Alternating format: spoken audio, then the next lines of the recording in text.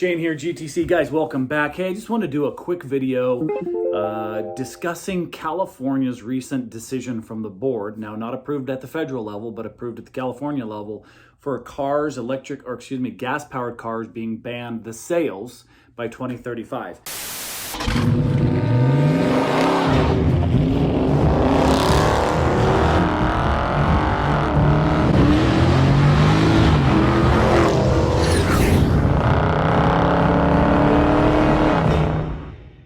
Now, we'll throw up a little image here. There is a tiered approach to this that by 2030, they want 68%, and by 2035, 100% of sales will be electric is the very ambitious plan.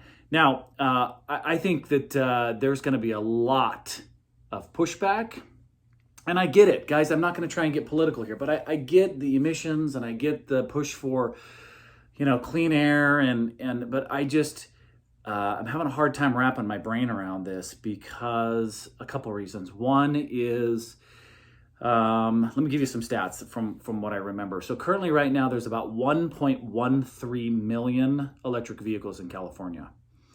Sounds like a lot, but that's nothing in comparison to 29, almost 30 million registered gas-powered vehicles in California.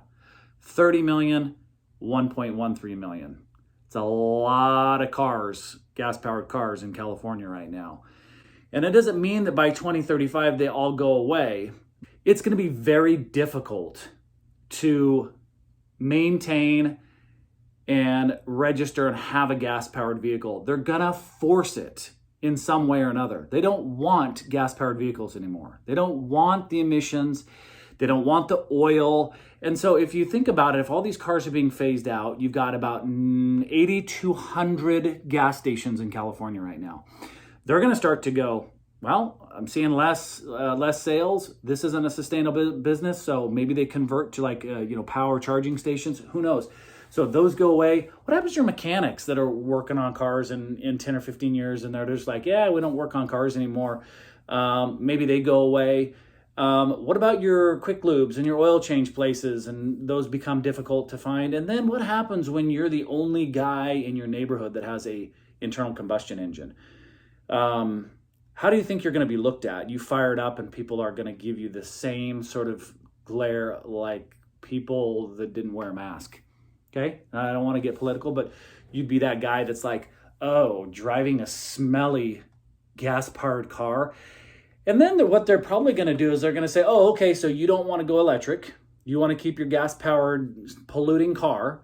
We're going to add gas guzzler tax. We're going to add a $10,000 dealer tax. You're going to have to pay extra fees in California. It's going to become so prohibitive to own an internal combustion engine car. That's my prediction. And we can, in 10 years, we can make bets or we can look back. It's going to become so prohibitive that you're not going to be able to own one. And if the rest of the states, depending on where you sit on the aisle, some may follow suit and some others may not, you may have to leave the state in order to own your car. They just may become dinosaurs and obsolete. So I don't know how this is all going to play out. And maybe that ambitious goal of 2035 looks more like 2040 or 2045. And I get it. I think there's a role for both. I really do. I see a 60-40 or a 50-50. You can't depend upon one type of energy. And here's the problem. 90% of all the lithium and the minerals that make your batteries right now, guess who controls all that? Yep, China. So 90% of those minerals that are being made for batteries, China. So now we are just giving China more control and dominance over our lives. I like it a lot. And then we're dependent upon a power grid. So we're dependent upon China for the lithium batteries, and we're dependent upon a power grid that is going to be absolutely saturated. Every home now is going to have charging stations. Their energy costs going to go through the roof. There has to be some sort of subsidized tax relief or something in order to do this. I don't foresee that. I mean, you're going to have hospitals and businesses lined with electric vehicles. Where are they going to charge their vehicles every day? And when you talk to the administration and the masterminds behind it, oh, we have it all figured out. Well, we're going to have to really dump billions into this conversion and billions of dollars to make new charging stations in the energy grid. Okay, I'm a skeptic, but we'll see how it goes. But for me, giving power to China to control us doesn't seem like a good idea. If we can bring that in-house somehow and make our own batteries and make this more sustainable, which brings me to another point. The average cost of an electric vehicle, that's taking all vehicles right now and then averaging them, right? $66,000. What is this? Where's all the money? That's as good as money, sir. Those are IOUs.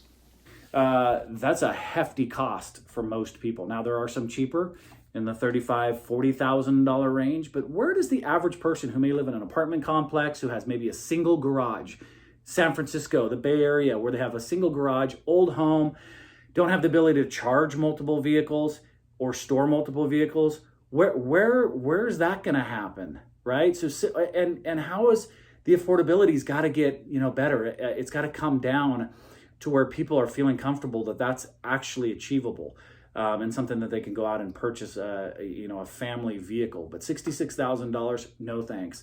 They've also got to figure out how to get these charging stations to charge cars quicker. You go to a gas pump, you pull up, boom, I think 7 minutes and you're in and out. By the time you swipe your credit card, select the gas, open it, pump it up, leave, you're gone. It's right now, it's about 40 minutes to supercharge your car. So things have got to change. But I'd love to hear your comment. I think it's a really great discussion. I'm not seeing a ton of discussion on the internet right now, but dig into the 2035 zero emissions, very ambitious goal. Tell me what your thoughts are. I'm sure I've missed a few things, but it's going to be really, really interesting to see how the internal combustion engine is just going to slowly go away. And they're not going to allow people, I predict right now, they're not going to allow people to just own those vehicles without significant tax burden. Registration costs are going to be hit with all sorts of taxes, so that they are forced. You're not cured yet, boy. I see that it's wrong. It's wrong because it's like against society. No, boy. You really must leave it to us. Forced. Right now it's a green energy ambitious goal and we're going to do this, and they're going to force you to get rid of yours. Anyways, until next time, guys, hey, hit like and subscribe. Really appreciate all your feedback and those that support us. And we will see you next time. Shane, Guys Talking Cars. Take care.